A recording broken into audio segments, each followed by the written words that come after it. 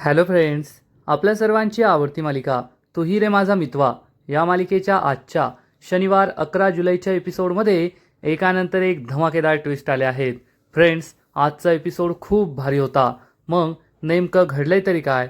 तर आजच्या एपिसोडमध्ये फूड अँड फॅशन स्पर्धेच्या दुसऱ्या राऊंडला सुरुवात झाली आणि हा राऊंड फॅशनचा होता. यात अर्णवला असा एक इंडो वेस्टर्न आउटफिट डिझाईन करायचा होता जो जुन्या लोककलेला नवीन अंदाज देईल. आणि अर्णवने या फॅशन राऊंडसाठी आपल्या आईची मशीन तेथे मागवली होती. परंतु वल्लरीने सौदामिनीला आयडिया दिली आणि सौदामिनीने चक्क ही मशीन डिसमेंटल करून टाकली, तोडून मोडून ठेवून दिली. हे पाहून अर्णवला जबर धक्का बसलाय आणि अर्णवने ठरवलंय, सौदामिनी देशमुख आता तू मरणार. मग अर्णव आता काय करेल? खरंच सौदामिनीला मारणार की काय? मग हे सगळं नेमकं घडलं तरी कसं, हे जाणून घेण्यासाठी हा व्हिडिओ शेवटपर्यंत नक्की पहा. फ्रेंड्स, आजच्या एपिसोडच्या सुरुवातीलाच अर्णव हा नम्रताच्या रूमजवळ येतो. नम्रता काहीतरी काम करत असते. अर्णव दरवाजावर नॉक नॉक करतो. नम्रता पाहते. अर्णव विचारतो, आत येऊ का? नम्रता हो म्हणते. अर्णव आतमध्ये येतो. नम्रता विचारते, काय झालं जिजू? आणि अर्णव त्याला सांगतो, नम्रता, आज स्पर्धेच्या वेळेस जेव्हा ईश्वरीला चक्कर आली, मग तू तिला घेऊन वॉशरूममध्ये गेलीस आणि त्यानंतर तुम्ही रेस्टरूममध्ये गेला, राईट? नम्रताला खूप भीती वाटते की अर्णवला आपल्यावर संशय आला की काय.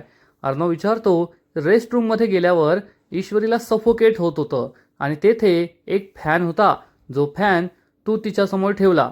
लिक्विड त्यातून काहीतरी बाहेर निघत होतं, हो की नाही? नम्रता म्हणते, हो जिजू, मी ईश्वरीला घेऊन गेले. ईश्वरीला खूप सफोकेट होत होतं. AC सुरू होता तरी तिला त्रास होत होता, म्हणून तो फॅन होता मी तिच्यासमोर पकडला आणि त्यातून काहीतरी लिक्विडसुद्धा बाहेर पडत होतं. अर्णव विचारतो, तुला तो फॅन कुणी दिला होता का?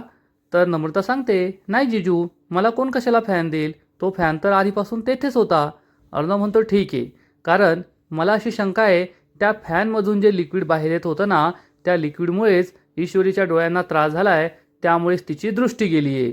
हे ऐकून नम्रताची चांगली टरकते. अर्णवला सगळं समजलं की काय, माझ्यावर संशय आला की काय, अशी भीती तिला वाटते. पण ते म्हणतात ना, चोराच्या उलट्या बोंबा. स्वतःची चोरी समोर येणार असली की जोर जोरात ओरडायचं, म्हणजे समोरचा गप्प बसतो, घाबरतो. वल्लरीची ही स्टाईल नम्रताने अगदी बरोबर उचललीये. वल्लरीची सून म्हणून नम्रता शोभून दिसते, पण वल्लरीला अजून हे कळलेलं नाहीये, पटलेलं नाहीये. तेवढ्यात ईश्वरी तेथे येते. अर्णव विचारतो, म्हणजे ते जो फॅन होता तो आधीपासूनच तेथे होता का? ईश्वरी हे सगळं ऐकते. ईश्वरी आतमध्ये येते आणि ईश्वरीला पाहताच नम्रता तमाशा सुरू करते आणि म्हणते, जिजू, तुम्हाला काय म्हणायचंय? तो फॅन मी तेथे ठेवला होता का? मी ईश्वरीच्या डोळ्यांची दृष्टी हिरावण्याचा प्रयत्न केला, हे सगळं मी केलं होतं का? हे ऐकून अर्णवला मोठा धक्काच बसतो. नम्रता म्हणते, जिजू, तुम्ही काय बोलताय? तुम्हाला माझ्यावर संशय आहे आणि तुम्हाला काही बोलायचं असेल, आरोप लावायचे असतील तर सरळ सरळ आरोप लावा ना. असं आडून आडून का बोलताय? मला काही कळतच नाहीये. अर्णव म्हणतो, व्हॉट? नम्रता, हे काय बोलतेस तू? मी तुला फक्त एक साधा प्रश्न विचारला. तो फॅन आधीपासून तेथे होता का? तू त्याचं उत्तर दिलं, विषय संपला. नम्रता म्हणते, नाही जिजू, विषय नाही संपलाय. तुम्ही माझ्यावर संशय घेतलाय. अहो, इशू माझी छोटी बहीण आहे, मी तिच्याबद्दल असं का करेल? तुम्ही खरंच खूप वाईट बोलला, मला खूप वाईट वाटतंय. आणि नम्रता रडण्याचं नाटक सुरू करते. अर्णवला कळतच नाही, ही बाई एवढा धिंगाणा का घालतीये. ईश्वरी पुढे येते आणि म्हणते, नमुताई शांत हो. अर्णव सरांनी तुझ्यावर कोणते आरोप नाही लावले, त्यांनी फक्त तुला विचारलंय ना, तू एवढं का घाबरतीयेस, एवढं का चिडतीयेस? असं काही झालेलं नाहीये. नम्रता अर्णवकडे रागारागाने पाहते. ईश्वरी अर्णवला म्हणते, सर, तुम्ही काय करताय? तुम्ही नमुताईला असं का विचारताय? नम्रता ही स्वतःला वाचवण्याचा प्रयत्न करत असते. चोराच्या उलट्या बोंबा तिच्या सुरू असतात. तेवढ्यात आकाश तेथे येतो आणि हा सगळा गोंधळ तो पाहतो. ईश्वरी म्हणते, सर, मी तुम्हाला एक गोष्ट सांगितली आणि तुम्ही लगेच इकडे जासूसी करायला आला. अर्णव चिडून म्हणतो, मी सिंदूर, व्हॉट जासूसी? मी काय जासूसी वगैरे करत नव्हतो. मला एक कन्फ्युजन होतं. मी तिला फक्त विचारलं, तो फॅन आधीपासून तेथे होता का? तिने सांगितलं होता. संपला विषय. या जासूसीचा काय संबंध आला? अर्णव आपली बाजू मांडत असतो, पण नम्रताची मात्र चांगली टरकलेली असते. अर्णवला कळणार तर नाही ना, हे सगळं मीच केलंय, अशी भीती तिला वाटत असते. तेवढ्यात आकाशमध्ये येतो आणि विचारतो, काय सुरू आहे? ईश्वरी आणि अर्णव काही सांगणार इतक्यात नम्रता पुन्हा एकदा आपला तमाशा सुरू करते आणि म्हणते, आकाश मी काही नाही केलंय, पहा ना जिजू माझ्यावर कसे आरोप लावताय. त्यांना असं वाटतंय की मी ईश्वरीच्या डोळ्यात ते लिक्विड टाकलं, माझ्यामुळे ईश्वरीला त्रास झाला. आकाशलाही मोठा धक्काच बसतो. अर्णव म्हणतो, नम्रता मी तुला आधीसुद्धा सांगितलं होतं, मी तुझ्यावर कोणते आरोप लावत नाहीये. मला फक्त एक गोष्ट जाणून घ्यायची होती, तेवढी मी तुला विचारली. तू मला सांगितलं, माझं कन्फ्युजन दूर झालं, दॅट्स ऑल. त्यापेक्षा जास्त काहीच नाहीये. नम्रता म्हणते, पण जिजू तुम्ही मला असं विचारलंच कशाला? इशू माझी बहीण आहे, मी असं का करेल? मग ईश्वरी नम्रताला म्हणते, नमुताई तू उगच इतकं लावून घेतेस मनाला. अर्णव सरांची चूक झाली, मी त्यांच्यातर्फे सॉरी म्हणते. सॉरी. अर्णव म्हणतो, नम्रता तुला वाईट वाटलं असेल तर मीही तुला सॉरी म्हणतो, पण मला तुला दुखावण्याचा कोणताही उद्देश नव्हता. असं म्हणून ईश्वरी आणि अर्णव रूममधून बाहेर निघून जातात. हे दोघे गेल्यावर नम्रता पुन्हा एकदा आकाशला म्हणते, आकाश माझ्यावर विश्वास ठेवा, मी काहीच केलेलं नाहीये. आकाश म्हणतो, नम्रता शांत हो, तुझा काहीतरी गैरसमज झालाय. दादाचा विचारण्याचा अर्थ वेगळा असेल, तू वेगळाच अर्थ पकडलास. आणि नम्रता ही लगेच तोंड फिरवते. आकाशला माहीत असतं की ही थोडी जास्तच रिॲक्ट करते आणि तिने असंच केलं असेल, पण नम्रताचा श्वास अटकलेला असतो. आज मी थोडक्यात वाचले, चोराच्या उलट्या बोंबा मारल्या नसत्या तर मी एखाद्या वेळेस पकडले गेले असते, असा विचार करून नम्रता खूप घाबरते. आणि इकडे अर्णव आणि ईश्वरी हॉलमध्ये परत येतात. मामा तेथे बसलेला असतो. ईश्वरी अर्णवला विचारते, सर तुम्हाला जासूसी करायची काय गरज होती? अर्णव चिडून म्हणतो, मी काही जासूसी केली नाही, मी फक्त कन्फ्युजन दूर करायला गेलो होतो. तर ईश्वरी म्हणते, पण सर तुमच्या बोलण्याची पद्धत अशी असेल की नमुताईला तसं वाटलं. अर्णव म्हणतो, मी सिंदूर, मी जसं तुझ्याशी बोलतो ना तसं बाकीच्यांशी बोलत नाही, त्यामुळे तिला काही चुकीचा वाटण्याचा प्रश्नच नाही. मी तिला एक साधा प्रश्न विचारला, तिने एवढं रिॲक्ट का केलं हेच माझं मला सुद्धा कळलं नाही.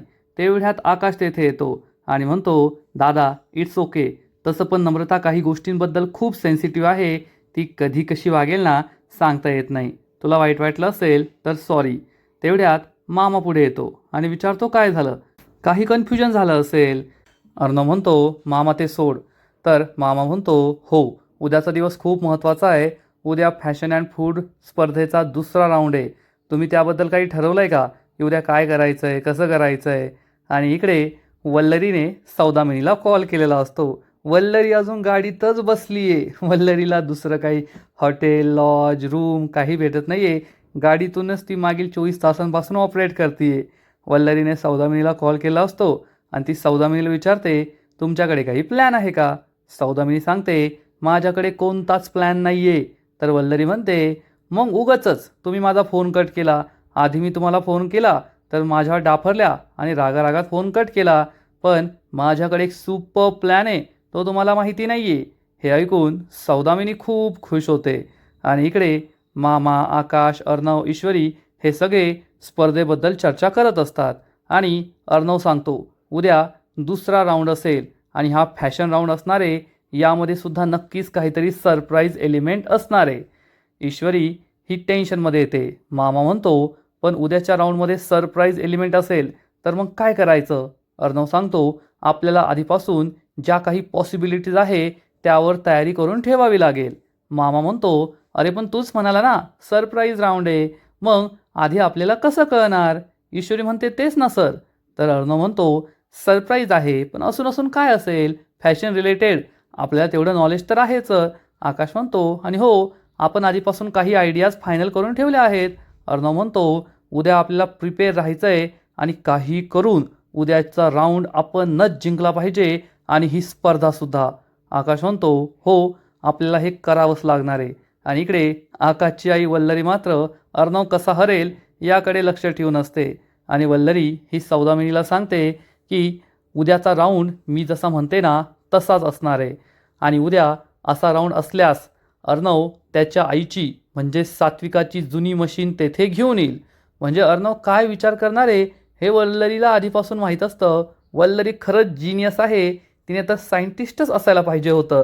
वल्लरी सौदामिनीला आपला पुढचा प्लॅन सांगते की अर्णवचं त्याच्या आईवर सात्विकावर खूप प्रेम होतं आणि आता सात्विकाची ही मशीन त्याच्यासाठी त्याच्या आयुष्यापेक्षा त्याच्या जीवापेक्षा जास्त महत्त्वाची आहे.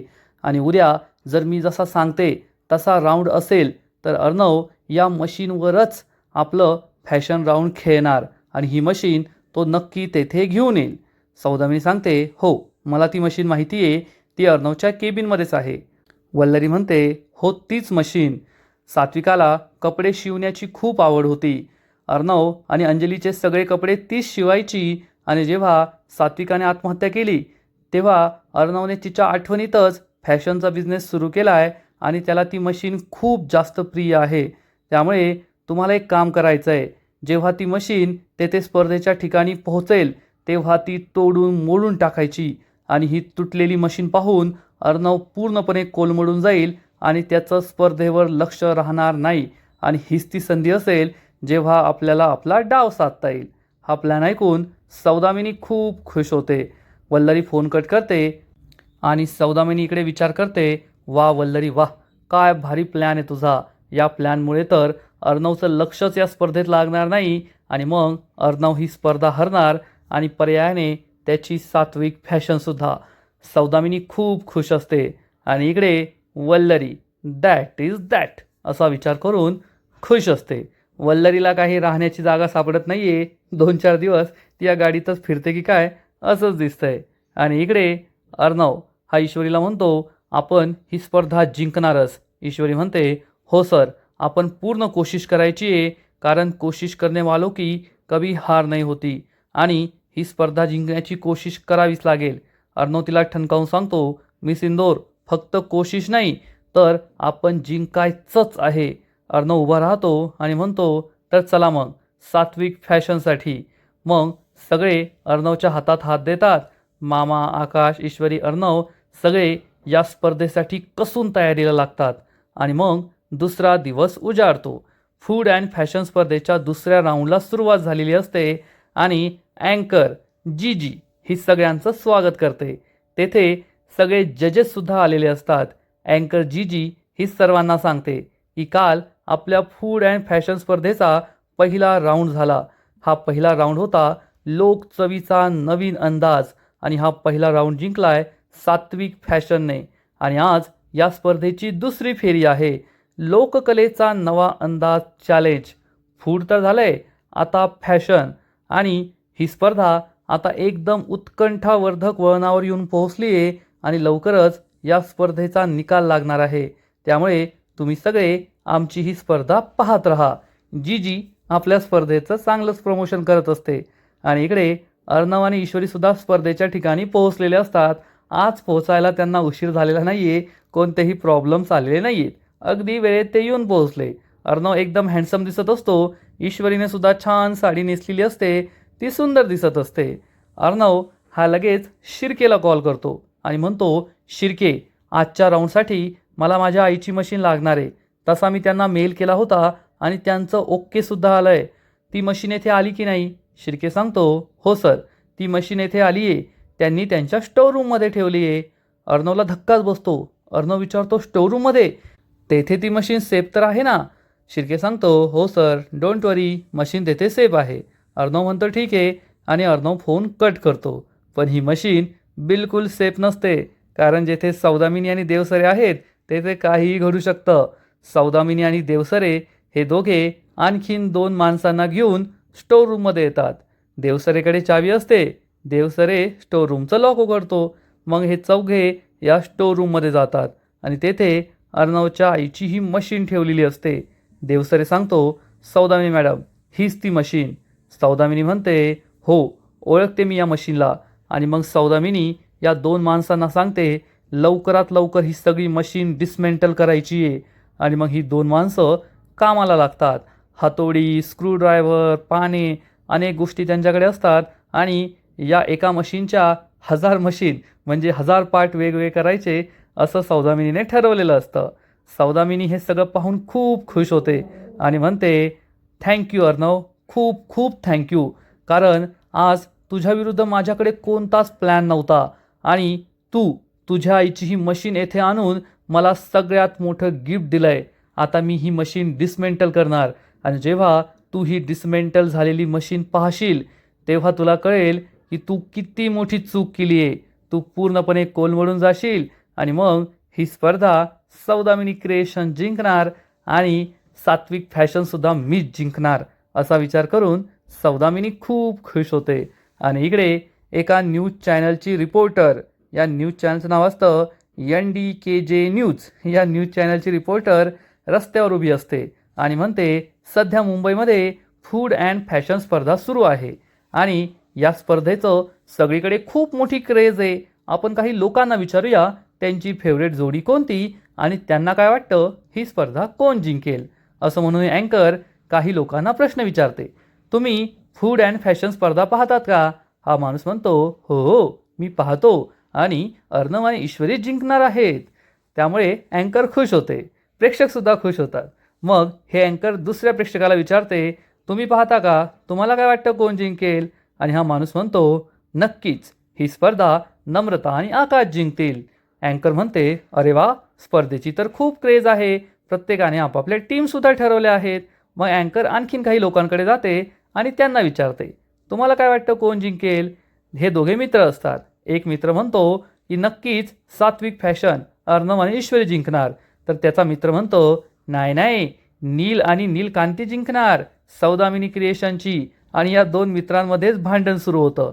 रिपोर्टर म्हणते, पाहिलंत का या स्पर्धेची किती क्रेज आहे, मित्र मित्र एकमेकांशी भांडताय. याचा अर्थ ही स्पर्धा कोण जिंकेल हे अजून काही सांगता येत नाही. हे रिपोर्टर सांगते, तुम्हाला सुद्धा ही स्पर्धा लाईव्ह पाहायची असेल तर आमच्या न्यूज चॅनलवरती पाहता येईल. आणि आता मी तुमची रजा घेते. आणि इकडे सौदामिनी आणि देवसरेची माणसं ही मशीन डिस्मेंटल करत असतात. सौदामिनी सांगते, देवसरे तुम्ही ही मशीन डिस्मेंटल करून घ्या, तोपर्यंत मी परत येते.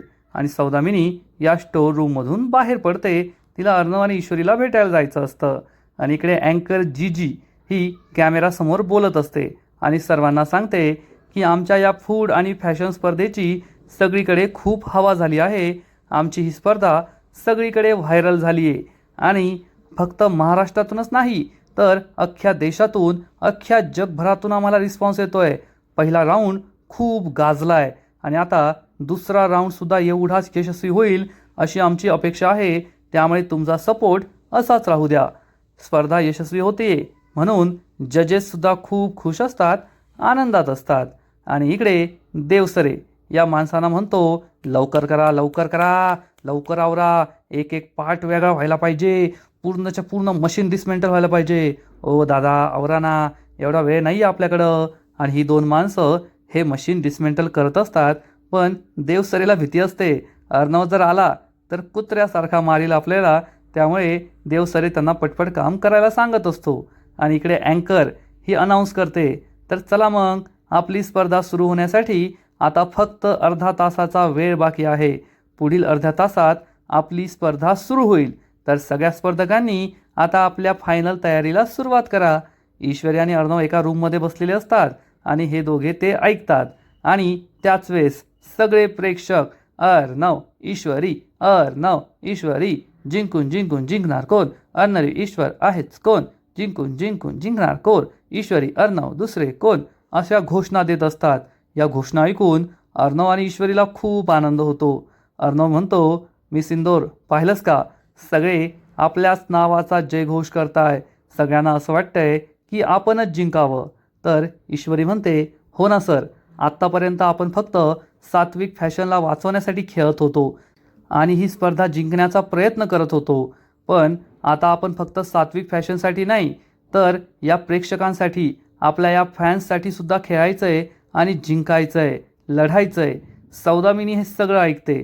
अर्णव म्हणतो, हो मी सिंदूर, तुला या स्पर्धेसाठी ऑल द बेस्ट. ईश्वरी अर्णवच्या हातात हात देते आणि म्हणते, ऑल द बेस्ट सर, चल निघूया. हे दोघे एकमेकांकडे पाहून स्माईल करतात आणि मागे वळून पाहतात तर सौदामिनी त्यांच्यासमोर उभी असते. सौदामिनीला पाहून या दोघांना खूप राग येतो. सौदामिनी म्हणते, अरे वा, डोळ्यांची दृष्टी काही काळ गेली होती तरीसुद्धा तू काही हार मानलेली नाही आहे. तर ईश्वरी म्हणते, कसं आहे ना सौदामिनी मॅडम, माझ्या डोळ्यांची दृष्टी का गेली, कोणामुळे गेली हे मला चांगलंच ठाऊक आहे. पण जे झालं ते चांगलंच झालं, कारण मला नव्याने मी सापडले. दिसत नसतानासुद्धा मी काहीतरी करू शकते हे मला कळलं. आणि तुमच्यासारखी काही माणसं असतात ज्यांच्या डोळ्यांमध्ये स्वार्थ असतो आणि पैशांचा माज असतो. त्यामुळे त्यांना दिसत असतानासुद्धा त्यांना काहीच दिसत नाही. सौदामिनी म्हणते, अरे वा, छान बोलतेस तू, गुड गुड. ईश्वरी म्हणते, अजून मी बोलायला सुरुवात कुठे केली आहे? एकदा का आम्ही हा राऊंड जिंकलो आणि मग ही स्पर्धा जिंकलो ना, मग ही ईश्वरी काय काय बोलते ना हे तुम्हाला समजेल. पण सौदामिनीला फुल कॉन्फिडन्स असतो की आता मी अर्णवच्या आईची मशीन डिसमेंटल केली आहे, त्यामुळे अर्णव हा राऊंड काही जिंकू शकणार नाही. अर्णव काहीच बोलत नाही. ईश्वरी म्हणते, कसं आहे ना, आम्हाला स्पर्धेत भाग घ्यायचा आहे आणि तुमच्याशी बोलून आम्हाला आमची एनर्जी वाया नाही घालवायची आहे. उगाच निगेटिव्ह एनर्जी आम्हाला मिळेल. सौदामिनी हसते आणि ईश्वरी अर्णवचा हात पकडून त्याला तेथून घेऊन जाते. सौदामिनी हसू लागते आणि म्हणते, ईश्वरी, तू कितीही कॉन्फिडन्समध्ये असली ना तरीसुद्धा ही स्पर्धा तुम्ही जिंकू शकणार नाही. कारण जेव्हा अर्णव त्याच्या आईची डिसमेंटल झालेली मशीन पाहिल तेव्हा तो कोलमडून जाईल आणि तो या स्पर्धेत काहीही करू शकणार नाही. असा विचार करून सौदामिनी खूप खुश होते. ती आनंदात असते आणि इकडे सौदामिनीची ही माणसं मशीन डिसमेंटल करतच असतात, एक एक पार्ट वेगळा करत असतात आणि मग स्पर्धेच्या ठिकाणी सगळे कंटेस्टंट येतात. जीजी एक एक करून सगळ्यांचं स्वागत करते. या स्पर्धेचा पहिला स्पर्धक असतो अर्णव ईश्वरी सात्विक फॅशन्स, आकाश नम्रता आकाश टेक्स्टाईल्स, नील अमृता सौदामिनी क्रिएशन, त्यानंतर विजय आणि रुपाली सिल्केस्ट टेक्स्टाईल्स आणि शेवटची जोडी असते Sagar Pooja craftsmen handloom and fabrics private limited. या पाचही जोड्यांची ओळख जीजी म्हणजेच आपली अँकर करून देते आणि सांगते, आज आपल्या स्पर्धेचा दुसरा राऊंड आहे आणि हा दुसरा राऊंड आहे लोककलेचा नवा अंदाज. हा एक फॅशन राऊंड असणार आहे आणि या राऊंडमध्ये या दोन स्पर्धकांपैकी जोड्यांमधील दोघांपैकी फक्त एकच व्यक्ती भाग घेऊ शकते. सगळे स्पर्धक जोरजोरात टाळ्या वाजवतात. आकाश आणि नम्रतासुद्धा कॉन्फिडन्समध्ये असतात. अँकर सगळ्यांना सांगते, या राऊंडमध्ये तुम्हाला एक सरप्राईज आहे. तुमच्याकडे असेल 2 तासांचा वेळ. या 2 तासांमध्ये तुम्हाला इंडो वेस्टर्न पद्धतीचं डिझाईन तयार करायचं आहे. डिझाईनसुद्धा तुम्ही येथेच तयार करणार आणि लगेच तुम्ही आपल्या मशीनवर ते शिवून दाखवणार आणि येथे जो पुतळा आहे त्या पुतळ्याला ते एकदम फिट अँड फिनिशसह घालून दाखवायचं आहे. एक मुलगी हे सगळं पाहत असते आणि गणपती बाप्पांसमोर हात जोडून म्हणते, थँक्यू गणपती बाप्पा, आता दुसरा राऊंड सुरू झाला आहे. नक्कीच अर्णव आणि ईश्वरीच हा राऊंड जिंकणार आणि ही स्पर्धा जिंकणार. ईश्वरी अर्णवला म्हणते, अर्णव सर, कालसारखी घाई करायची नाही. तुम्हाला ज्या ज्या वस्तू हव्या आहेत त्या सगळ्या वस्तू घ्यायच्या. सुई, दोरा, कपडा, अजून काय लागत असेल, मशीनचं तेल वगैरे, ते सगळं तुम्ही घ्यायचं. अर्णव म्हणतो, ओके मिस इंदोर. ईश्वरी विचारते, आणि सर, तुम्हाला मशीन चालवता येते का तुमच्या आईची? अर्णव विचारतो, मिस इंदोर, हा काय प्रश्न आहे? एवढ्या मोठ्या कंपनीचा मी CEO आहे, मला मशीन चालवता येणार नाही? माझ्या आईच्या मशीनवरच मी शिवणकाम शिकलो आहे. ईश्वरी म्हणते, खरं? मी तर तुम्हाला आजपर्यंत कधीच मशीन चालवताना नाही पाहिलं. अर्णव म्हणतो, हो, मी ना माझ्या सगळ्या मीटिंग सोडून देतो आणि मशीन चालवत बसतो, एक एक कपडा शिलतो, हो की नाही? ईश्वरी हसते आणि म्हणते, सर, तुम्ही कसे दिसाल मशीनवर काम करताना ऑफिसमध्ये? अर्णव म्हणतो, मिस इंदोर गप्प बस. ईश्वरी म्हणते, अजून एक, तुम्ही जेव्हा सुईमध्ये दोरा ओवाल ना तेव्हा त्याला थोडा थुका लावा. अर्णव म्हणतो, छी. ईश्वरी म्हणते, छी काय? तीच पद्धत असते, थुका लावायचा आणि मग सुईमध्ये दोरा ओवायचा. लवकर ओवला जातो तेवढाच तुमचा वेळ वाचेल, नाहीतर बसाल 2 तास दोरा ओवतच. अर्णव चिडून म्हणतो, गप्प बसतेस का थोडं? ईश्वरी म्हणते, चांगलं सांगते, ते सुद्धा तुम्हाला आवडत नाहीये. इकडे अँकरची बडबड सुरू असते आणि इकडे ईश्वरीची बडबड सुरू असते. अँकर सर्वांना सांगते, चला तर मग आता सगळ्यांनी आपापल्या वर्क डेस्कवर जा. ईश्वरी म्हणते, चला अर्णव सर, तुमच्या वर्क डेस्कवर. आणि अर्णव आणि ईश्वरी आपल्या डेस्कवर येऊन पाहतात तर तेथे अर्णवच्या आईची मशीन नसते. म्हणजे अर्णवला कोणती मशीनच दिलेली नसते, बाकीच्या कंटेस्टंटला मशीन दिलेली असते. अर्णव ईश्वरीला विचारतो, मिस इंदोर, माझी मशीन कुठे गेली आहे? ईश्वरीला सुद्धा टेन्शन येतं. इकडे सौदामिनी स्टोअरूममध्ये परत येते आणि मशीन डिसमेंटलचं काम सुरूच असतं. सौदामिनी विचारते, देवसरे, हे काय आहे? अजून हे काम का झालेले नाही आहे? तर हा डिसमेंटल करणारा माणूस म्हणतो, मॅडम, जुनी मशीन आहे, वेळ लागेल, एवढ्या लवकर नाही होणार. सौदामिनी विचारते, किती वेळ? हा माणूस सांगतो, 15-20 मिनिटं लागेल. सौदामिनी सांगते, देवसरे, आपल्याकडे एवढा वेळ नाही आहे, स्पर्धा तिकडे अनाऊन्स झाली आहे, अर्णव कधी येथे येत असेल, मी हे सगळं पाहते, तुम्ही अर्णवला तिकडेच थांबून ठेवा. देवसरे निघून जातो. सौदामिनी या माणसांना लवकर लवकर काम करायला सांगते. अर्णव आणि ईश्वरी या दोन लॅपटॉपवाल्या माणसांकडे येतात आणि विचारतात, माझी मशीन कुठे? तर ही म्हणते, कोणती मशीन? आम्हाला नाही माहीत. अर्णव म्हणतो, माझी मशीन, मी ईमेल केला होता, त्यांचा ओकेसुद्धा आला आहे. मला माझ्या आईची मशीन वापरायची आहे. ही मुलगी म्हणते, ठीक आहे, चेक करते.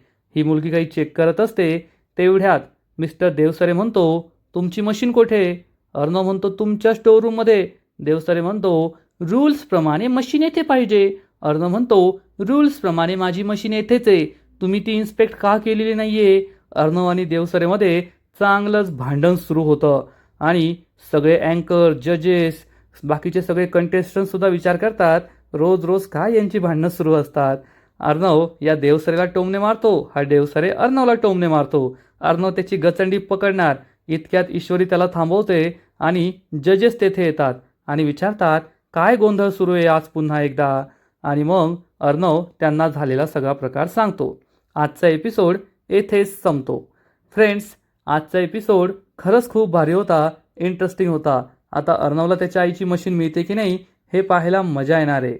तू ही रे माझा मितवा या मालिकेचा आजचा एपिसोड तर भारी होता, पण पुढील एपिसोड आणखीन भारी असणारे, आणखीन मोठा ट्विस्ट या मालिकेत येणार आहे. मग नेमकं घडणार तरी काय?